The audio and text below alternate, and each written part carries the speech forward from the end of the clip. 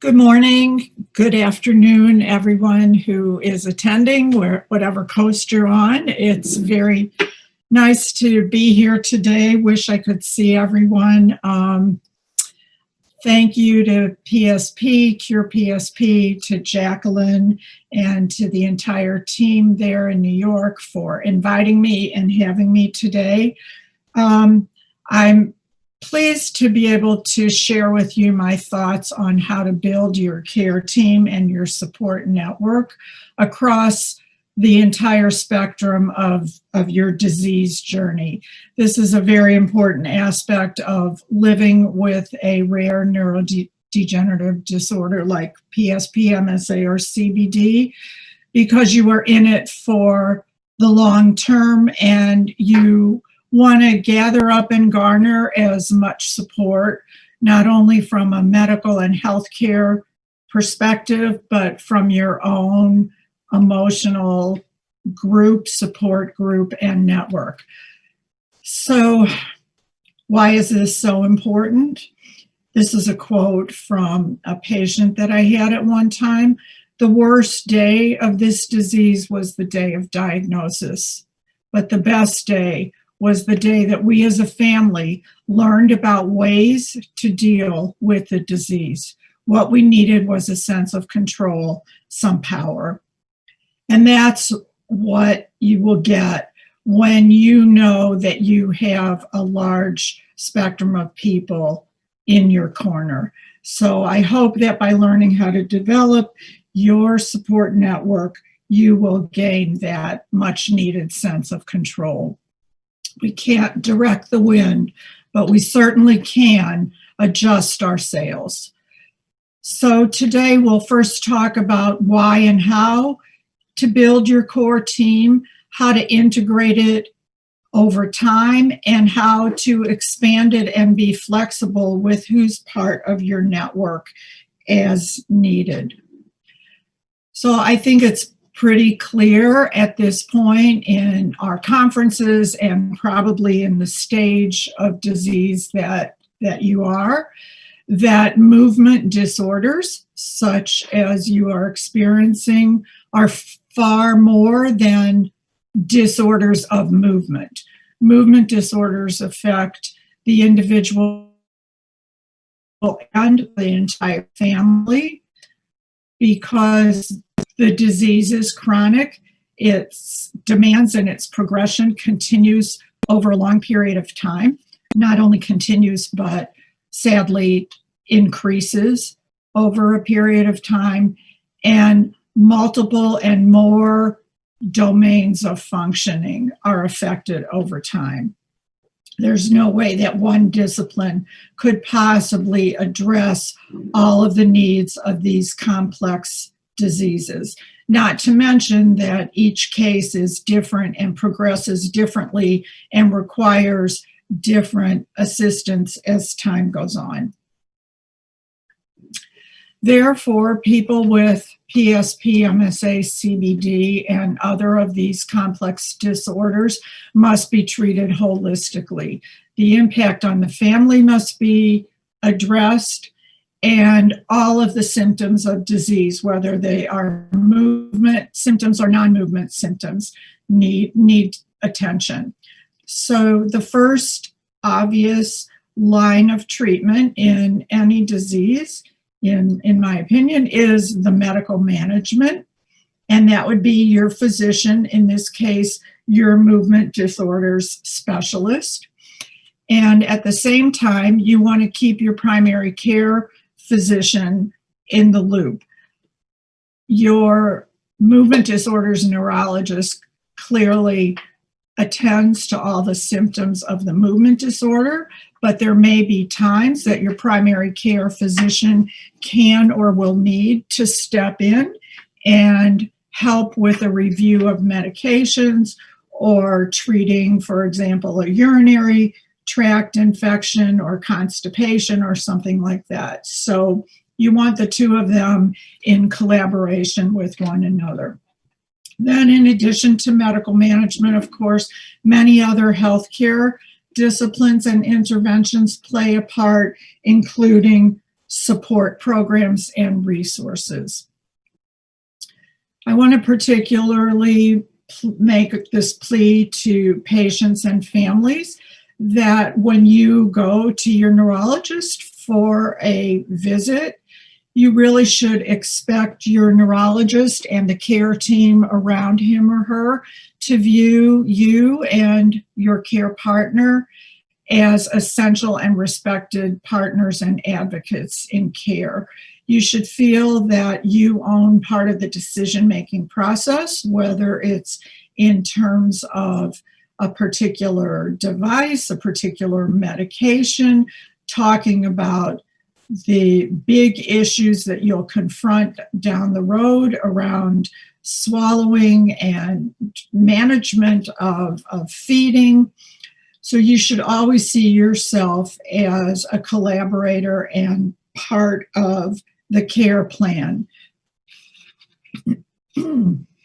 Also, I think the caregiver must be ready during the process of meeting all sorts of different professionals along the way to be someone to offer an education and a perspective on the disease to some team members that may not be as familiar with the disease you have. For example, if you're in, let's say, an adult day program, or you're going out to an exercise class, you're not necessarily going to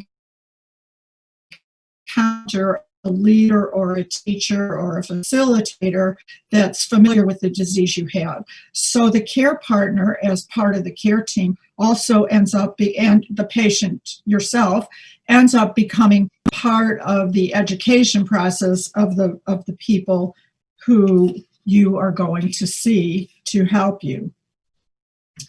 So the goals of care are to deliver over time the right blend of clinical care, information and education, emotional support, and programs designed to address, maintain, and improve quality of life. In other words, what you're aspiring to with your care team is something that's consistent, coordinated, seamless across all the various settings and professional disciplines that you will encounter throughout disease progression.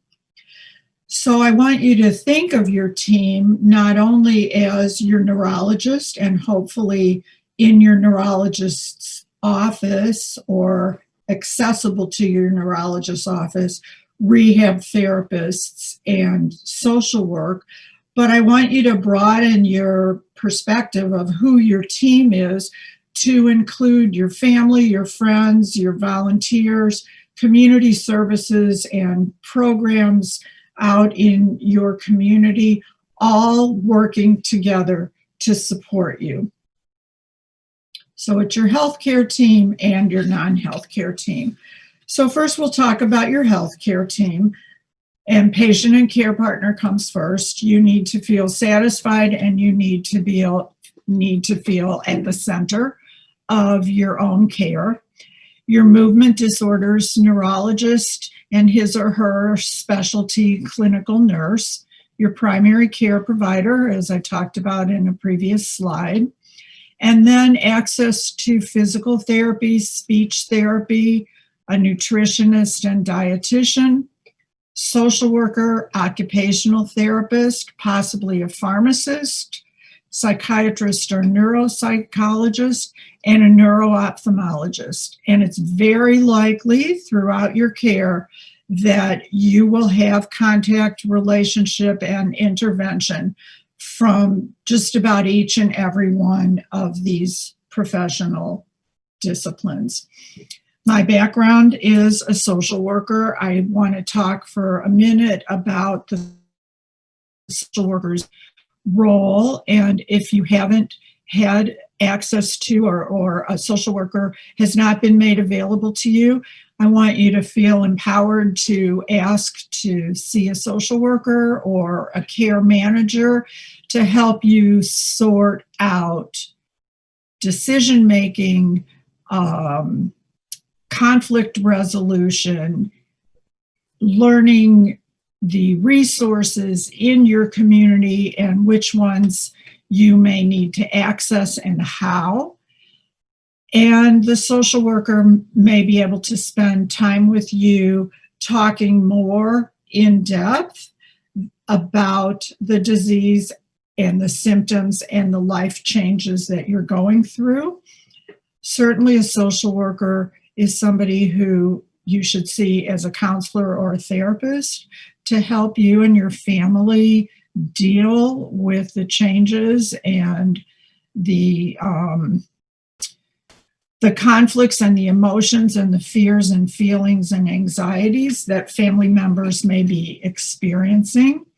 And the social worker either leads or makes referrals to support groups and educational programs such as this one.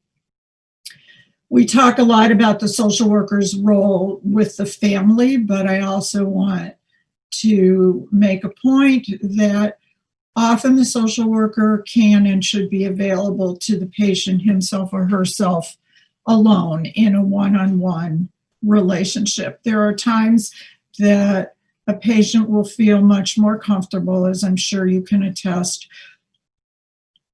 talking to somebody other than his or her primary caregiver or loved ones in the family. There are certain things that may be difficult to discuss, or a patient doesn't want to overburden or upset a family member, or needs to sort through some feelings in relation to a family member. So the social worker, as much as he or she works with the whole family, including the patient, the social worker is also available to the patient for a one-on-one visit. So how will you become this central partner in your care? First of all, I encourage you to learn about each team member's role.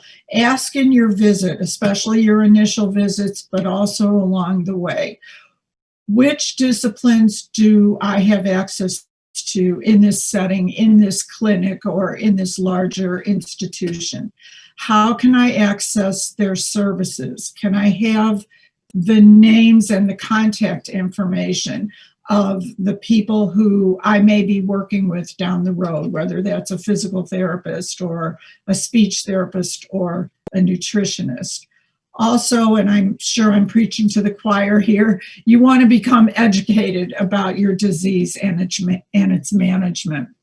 Never be afraid to ask questions. There's no dumb question or no question that's off limits when you're in your physician's office. Ask questions. Come to your neurology visit with a close family member or friend, somebody who is another pair of eyes and ears, who can take notes, who can also ask questions, and who may remember something or hear something in a different way than you have. So these are all ways to establish your place on the team and your communication with the team. I'm going to talk a little bit about how to prepare for your neurologist visit. You want to bring a list of all your current medications, including their dosages and the times of day you take them, any type of journaling information that you or your care partner have made throughout the course of the day or the week as to how the medications are affecting you. Inform your neurologist of any health changes since the last visit. You're probably not seeing a neurologist all that often, maybe every 3-4 months, something like that. So there could have been changes in the last few months. You want to make sure to inform your neurologist of those. Write down your questions. Don't forget to bring them with you when you come. And you could even consider making copies and giving them to different medical professionals who you're going to be seeing at that visit. Don't leave a neurologist's visit or any doctor visit for that matter without asking for explanations and clarifications. If there's a medical term you don't understand, if there's a change in your medication that you want to clarify that you're not sure of, if a referral or a recommendation has been made and you want to have that repeated, do not hesitate to ask. And if you want a referral that hasn't come up in the conversation, ask about that too. Okay, we're continuing with your neurologist visit. I think we already mentioned that you want somebody to come with you. You want that person to take notes and also have the freedom to be able to ask questions. Reconfirm that your neurologist and your primary care physician are in contact, or at the very least have each other's contact information and share a medical record with one another. And again, before leaving the appointment, make sure you understand the treatment plan and the things that are supposed to take place or recommended to take place between today and your return visit, and make your appointment for your return visit before you leave. So now we're going to expand to who are some of the non-health care members of your support team. This can be very vast, including your own care partner and family members, friends and neighbors, exercise teachers and trainers. If these kinds of people are already involved in your life, keep them involved. Utilize them. Even if you're in PT and you have an exercise teacher or trainer on the side privately, try to stay involved with that person. Keep that person abreast of your developments, because even if you're not working with them at the time, let's say that you're getting PT, you may want them afterwards. Or you may want to attend a specialized exercise class like Tai Chi or yoga. You may want to go to a support group or have a one-on-one support with another patient or caregiver to caregiver, kind of a peer relationship. If you're involved in any clubs or community activities, see if you can find ways to stay involved or find new involvements, such as with us at CurePSP even. Welcome the visits of volunteers from your church or your synagogue, your clergy. Realize that you may want to have a meeting with a lawyer to talk about your estate plan, your advanced care directives. If you want to learn about caregiving through websites and caregiving organizations, there are two here that I encourage you to use. Caregiver.org, which is the Family Caregiver Alliance, and caregiving.org, not to be confused, which is the National Alliance for Caregiving. Both of those are not only advocacy organizations, but educational organizations with a lot of information for and about caregivers. And of course, CurePSP. So people always ask about a support group and wonder, is a support group for me? I'll tell you that I think it takes a lot of courage to join a support group, to take that first step, open that door, or in this case, go on the Zoom and enter a support group for the first time. If you decide to do that, you can go in slowly. You can go in at first to observe and to see what it's like and to see if it's something that you think you would feel comfortable participating in. There are lots of reasons to join a support group. Some of these same reasons apply whether you want a support group or you want like a support buddy or a support peer. Nevertheless, the reasons to join a support group are to learn more about the disease, to have a forum where you can discuss your reactions to the diagnosis with a group of people that you know understand and will listen. There are issues that are raised in a support group that you may have no other place to talk about, such as how should I share this diagnosis with my family or with my friends or at work. You may want to talk to other people who have already been through that experience. Support groups are wonderful forums for finding ways to discuss feelings and learn how to cope with feelings and cope with the many changes that the disease is rippling through and causing in the family. Support groups are also wonderful places for just gaining educational information in the way of lectures and presentations, such as we've had the last 2 days. Support groups often invite speakers who can educate the group on advanced directives or insurance, home care, respite, types of exercise.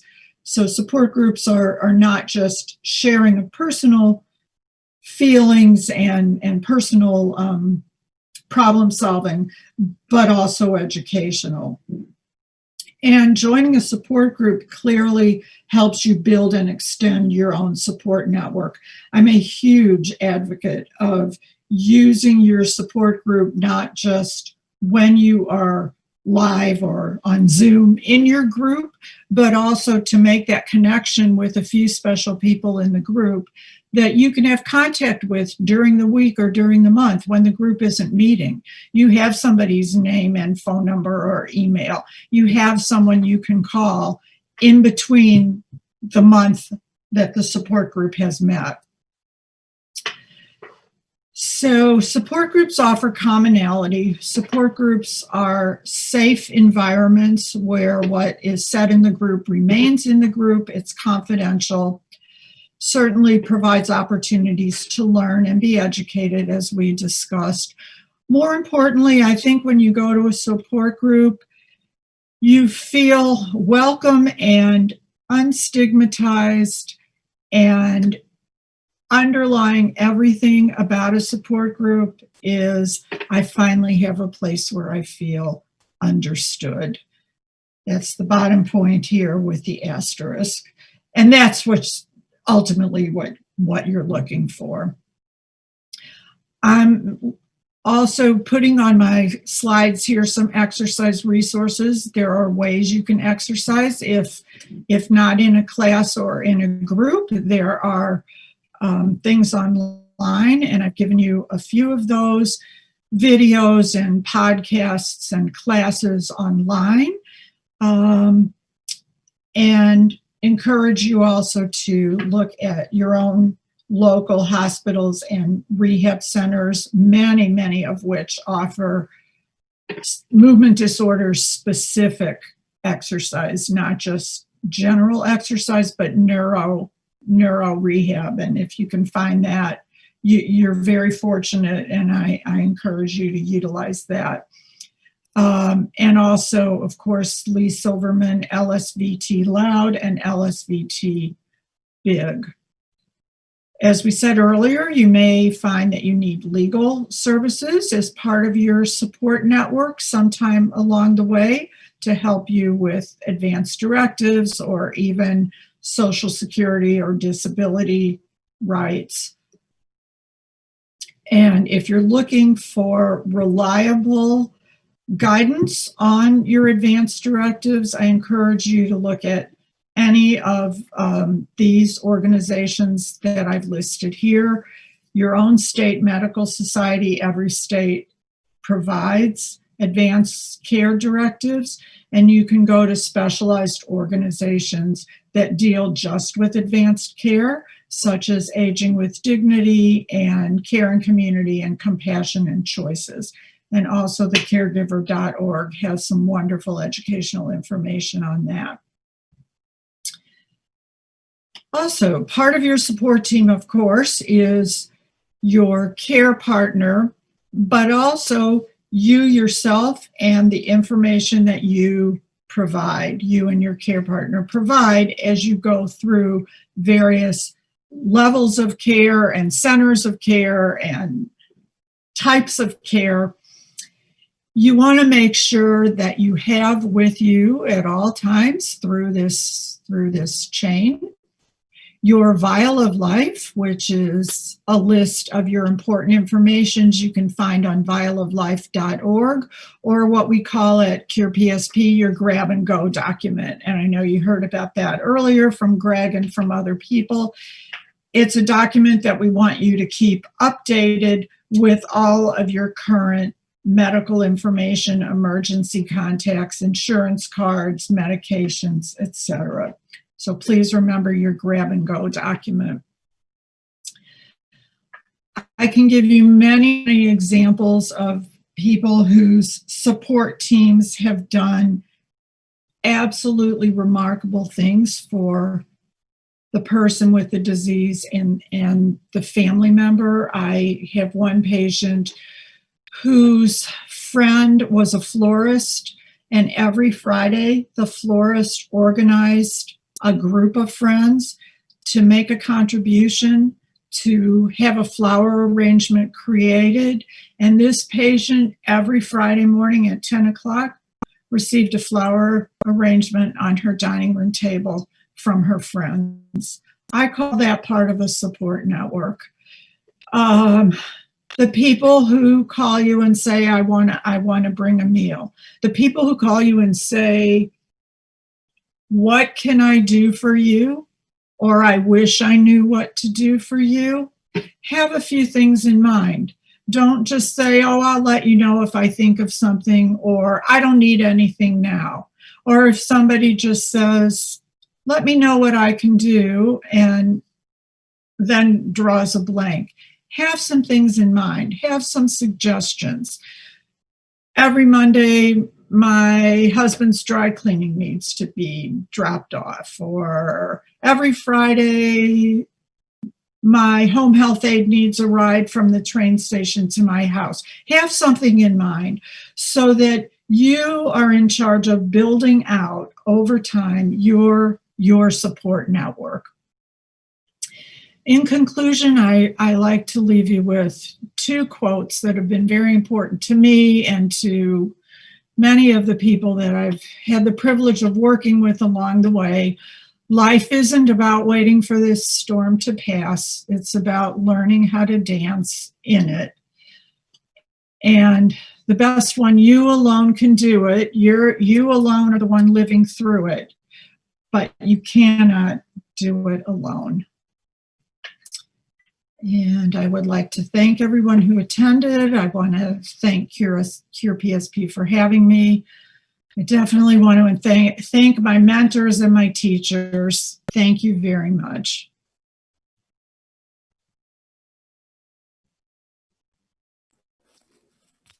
Thank you so much for being with us, Diane. Thank you.